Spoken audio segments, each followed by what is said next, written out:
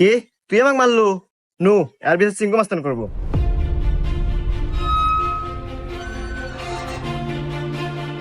চিঙ্কু মাস্তান, ও আমাকে একটা থাপড় মারছে, আর বিচার দেন। এই, আমি সিংকু মাস্তান। এই এলাকা যত সমস্যা সঠিক সমাধান আমি নিজে দেই। নয় ওরা এক থাপড় খাবো, আর নাহলে এক থাপড়ের বদলে 10টা জরিমানা দেবো। সিংকু মাস্তান, আমার কাছে তো কোনো এখন টাকা পয়সা নাই, একটা থাপ্পড়ই দেন। এই, মার একটা থাপড়।